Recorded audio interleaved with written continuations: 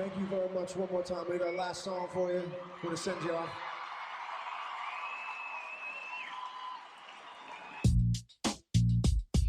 Welcome to the Passionate Pundits, your opportunity to increase your knowledge of natural health and healing, a viable alternative to modern Western medicine. With your host, holistic chiropractor Dr. Julia Deere and nutritional consultant Deb St.Hilaire.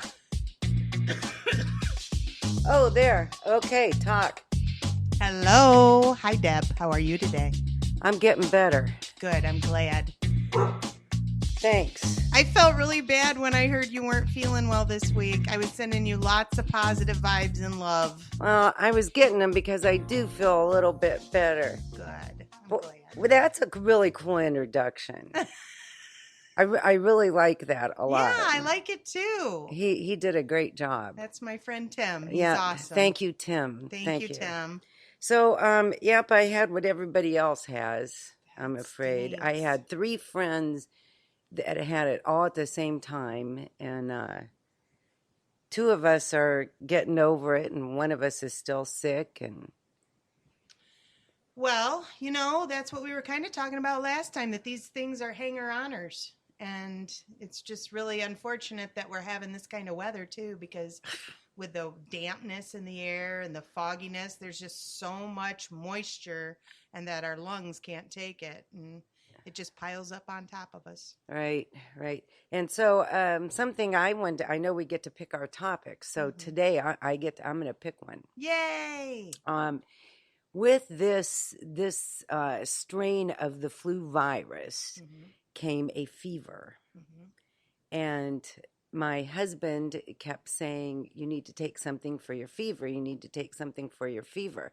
But I don't agree with that, and so I did not take anything for my fever. Right. 4 days I had that fever, and it would vary between 99 and 101. It never went, 101.3 was the highest. Okay. So that is not dangerous. Right. In fact, that's your body trying to fight that illness. So I would definitely let it do what it's going to do. You know, there is a time and a place. Right. And if your fever is reaching up towards 104, yes, 104, people freak out about that. But 104 is considered a technically high fever. Now, for children, for infants, for elderly, you're going to want to look that up because that's a little lower for them. I am elderly. You are not. Stop it.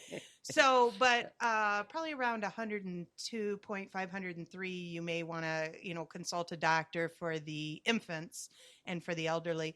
But a general healthy person should be able to tolerate up to 104, at which point then you need something to intervene. But let me just explain really quickly why your body does that. Please do, yes. Basically, our brain knows that viruses cannot withstand heat, but our body can to a certain extent. So what happens is when we have these viruses and these bacterial infections that our body is trying to attack, one of its defense mechanisms is to raise our core temperature up so that it can obliterate most of the virus. And that's why you hear the term of a fever breaking. And the fever breaks when the brain decides, okay, we've done away with 90% of it. We can handle the rest. So that's what happens. It raises the core temperature up, gets to a point where the virus can't stand it. The virus dies off. And then whatever's left, we can handle. Our immune system can handle. So a lot of times when I'm sick, if I have a little bit of a fever, I'll actually wrap up in a quilt and try to evoke a more of a fever. And sometimes there's been times I can remember where I'll wake up just soaked. Yes. Like the whole comfort is just soaked because I'm so hot, but I'm okay. Like I can handle that. I'd rather have that than be fighting battles for the next 2 weeks. I would rather fight the war and be done with it. So I don't like to take that body mechanism away. I don't like to take that defense away from the body. I'd rather foster it and use it to my advantage. So you could think of it as like strategic maneuvers, So I don't take anything for a fever until it reaches, like I said, around, I've never really gotten up that far. But if it were to go around 104, I would then definitely consider going to the hospital or Right. taking something or something of Or that even a nature. cool bath. I remember Yeah. when I don't remember which son it was, but one of them had a very high fever. And I called the doctor and he told me about the cool bath thing. Yes, and a cool bath is okay. I mean, you will kind of want to stick with room temperature. You don't want to drop the body temperature too quickly. Right. You definitely don't want to ice somebody. I've heard tell of people sticking their children in, ice baths, and no, Ooh, that's do not too much do of a that. shock. It huh? is absolutely the wrong thing to do. Other people swab them down with alcohol to Oh, create right. this I've heard evaporation that. effect. That is not good either. Huh. And these are all things that you can look up and you can check me out on what I'm talking about. I actually did a blog on my Bay City Alternative and Holistic Health page about fevers, and I attached a article from, I think it was from Mayo Clinic, about what is actually considered a high fever. So definitely check it out and do some educating, because you don't want to do anything too drastic. And again, I don't want to take away my body's natural defense, so I kind of foster that and I let that happen. I remember when my children were babies, and when they had a fever, I was up all night. I mean, I was Right. watching them. Every 15 minutes, Right. I was putting that thermometer under their arm. They didn't like the other place, so I Yeah. stuck with under the arm, But I would check them because I didn't want to give them that Tylenol. I didn't want to give them that ibuprofen, but I didn't want it to go over 103 and me not know it either. Right. So Right. a lot of times I feel like for the comfort of the parent, sometimes we make choices and decisions so that we can get a little rest Right. and, peace of mind, so to speak. But definitely if it is a prolonged fever, that's a little bit of a more of a nuisance too. Like you said, you were there for 4 days. That's a long time for a fever to continue. I probably would have rolled up in a quilt and, given myself a hot foot to get it going. Right. Just kidding. I did stay in bed. Well, I had no choice really. I Yeah. did stay in bed for 2 days, but Good. because Because obviously your body was telling you needed rest to fight this sucker. Right. Yeah. Yep, and so I read all about it.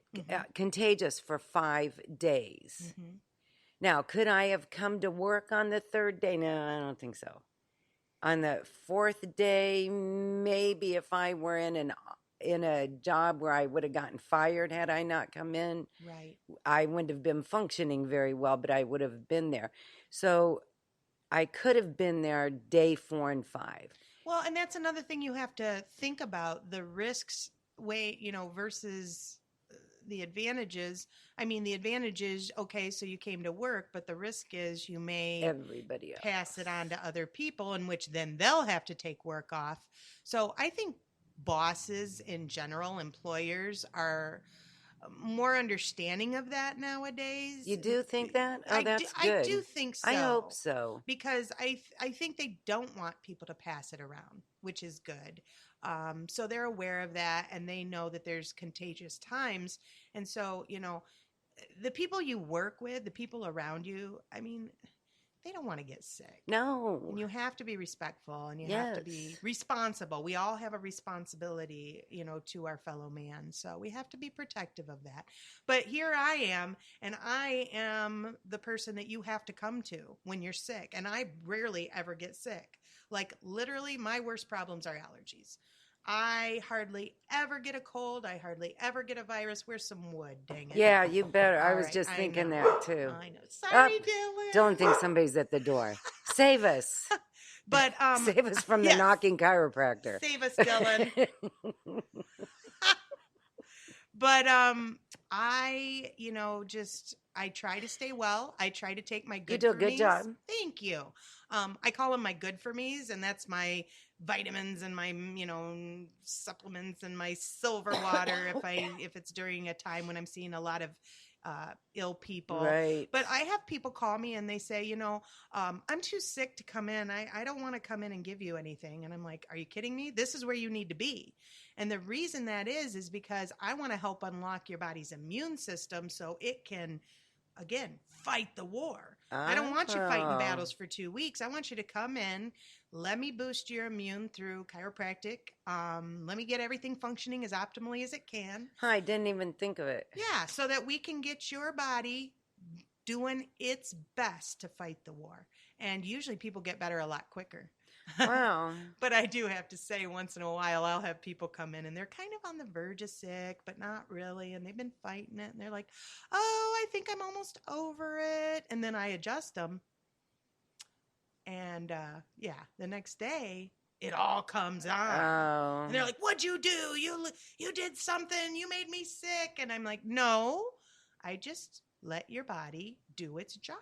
I got your body to the point where it could do its job, which is create a fever, cough if necessary to get the mucus out, post-nasal drip.